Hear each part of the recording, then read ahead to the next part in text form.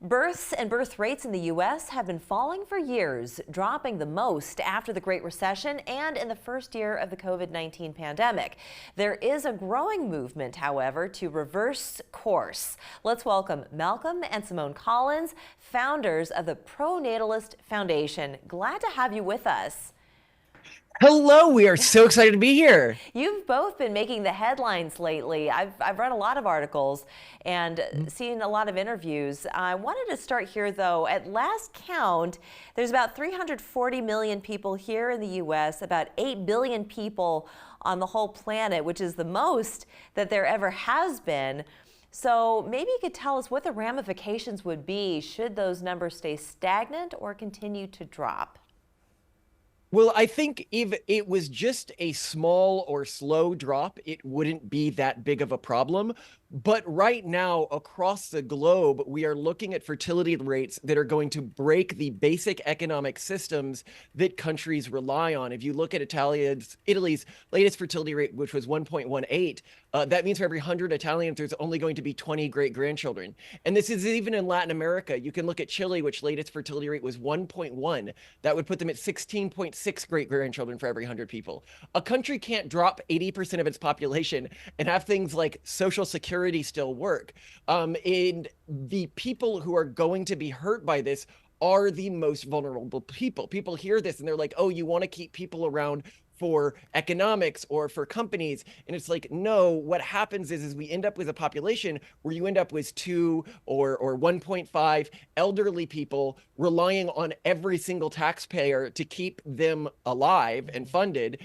And when you get to numbers like that, not only does Social Security start to break, Medicaid starts to break, Medicare starts to break, welfare systems start to break, and hundreds of millions of people are going to die. And our existing geopolitical and economic system is going to need to be rethought, likely within our lifetimes. Very interesting. Now, you've certainly made the case for the pronatalist movement, but what do you say to those who are talking about a drain on the system, a drain on resources, adding to pollution on this planet, and so on and so forth?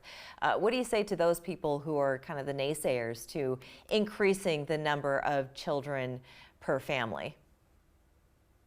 Ultimately, if you want to build good solutions for climate change, you need to have governments capable of investing in infrastructure that's green and sustainable. And you won't have governments that can pay for anything, let alone basic police systems and Social Security, if you don't have taxpayers to support that development. Climate change is an issue. And I think that very similarly, demographic collapse is the same kind of issue that doesn't really affect the wealthy people who can move off to walled gardens and take care of themselves. Instead, this affects the most vulnerable people in every society. So people who care about climate change should be exactly the same people who care about demographic collapse. It's very sad this has become a polarized issue. And what's ironic is that in many cases they are. If you look at my wife, she got her degree in environmental business. If you look at Elon, his obsession with Tesla and the solar projects was the climate. He's got 14 kids. I think what we've realized is that the people who claim to be interested in the climate and the statistics really fell into 2 categories. People who actually cared about the statistics and reality, and people who just wanted to dunk on conservatives. Yeah, why do you think there is a trend, a downward trend, not just here in this country, but around the world? Well, it's really important to note that when people think about fertility collapse, they often think of it as starting in the 80s, because that's when some countries fell below replacement rate, i.e. the rate of kids you need to have to keep the population stable. But in reality, the fertility rate around the world has been going in a downwards direction since about the 1800s. So what really happened is when we moved to an industrial capitalistic world system, that's when fertility rates started decreasing. In other words, it's not when women left the home, it's when men left the home. And that is because kids went from being an asset to a family, i.e. the more kids you have, the more people you have to work the farm, the more people you have you can send to the factory, to a net drain. And as they became a net drain, additional kids just didn't, you need some sort of exogenous motivator other than hedonism, which is typically some sort of conservative religious ideology. Well, I want to come back after the break. Let's take a pause here because I want to hear more about you two and also your Pronatalist Foundation. So we're going to do that in 2 minutes. We'll be right back. welcome back. We've been talking with Malcolm and Simone Collins, founders of the Pronatalist Foundation, really fascinating movement that its mission is to increase the number of children and generations to come. There's been such a drop and a collapse, as you call it, in fertility. Could you talk a little bit about yourselves? So first of all, Simone, you are currently pregnant. Congratulations. And once your baby is born, how many children will you now have? Once our next baby is born, we'll have 5 children, but we want to have as many as we physically can. So my goal is at least 10, but I would love 11, 12, 13, 14. Well, she's doing C-sections with every one of them, and the world record for that is 11.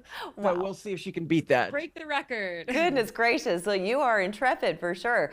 That's incredible. What would you recommend? I mean, we're talking about numbers of children per family. If you had it your way, how many children per family would you want to see? First, I think it's really important that people who don't want or don't have any desire for kids don't have kids. If they don't want more kids, they shouldn't have more kids. Yeah. I would personally, from personal experience and from other parents, I think the hardest number of kids to have is 1. So either 0 or you really go for it, because most of the sacrifices you make to your life, career, schedule, etc., happen with 1 child, and having more just honestly makes it easier and more fun. But the Pronatalist movement is not about coercing or shaming people into having kids. It's about making it easier for those who love having kids. But I'm sure done the math though. I mean, so if we said 2 per family or 1 per family, I mean, what would be a reasonable number? I mean, so population stays stable at around 2.1 per family. However, that's not realistic given the current culture that we live in. Sure. What is more realistic is having very large numbers in a smaller number of families, and empowering families who want to have a ton of kids to have them and raise them in normal ways without having to worry about very strict car seat regulations or the cops being called on them because their kids are playing in the yard. Yeah, it's funny. Coincidentally, just this weekend, I met a young man who came from a family of 10 himself. So he's got, I think, 7 sisters and 2 brothers. So he came from a big family, and they're all starting to get married and have children themselves. So they're ahead of the game on this one. And I have to say, your baby is so beautiful. I'm sorry I didn't mention it before, but she is so precious. And tell me her name again. Industry. We named her Industry America's Collins. And that's one of the things that we really think is important for those families who do have a lot of children, is to do cultural things that make them distinct from mainstream culture. Because one of the biggest factors that we think is driving low fertility is what we call the urban monoculture, mainstream culture, which is inherently anti-human, and we would say sterilizing. This is why the people with lots of kids are generally from weird families, whether it is the Orthodox Jews or the Amish or us or Elon. They're from weird families, culturally speaking, because we're defining weird by cultural distance from the dominant culture in our society, which is this urban monoculture. Well, with just about 30 seconds left, just tell us real quick about the Pronatalist Foundation and the Collins Institute. Yeah, so the Collins Institute, people can just Google it. It's a free academic system. One of the most expensive things when having kids is sending them into college, and that's when they're most likely to be deconverted from their birth culture. So we're like, well, what if we could build like a skill tree or tech tree of all of human knowledge combined with a Socratic tutor? So every kid gets like that aristocratic tutoring style that they would have in the past. In regards to the Pronatalist Foundation, the biggest thing that people get wrong is they think we're trying to increase the world's population. That's a bit like saying that a global warming advocate is trying to freeze the planet. If this is the Titanic, we're hitting the iceberg no matter what right now. Yeah. We're just trying to convince the captain that this ship can actually sink and get as many people on lifeboats as possible before it does. Malcolm, Simone, Industry, thank you all 3 for joining me today. Appreciate your input on this. Thank you. Have a spectacular day. You as well. We'll be back after this.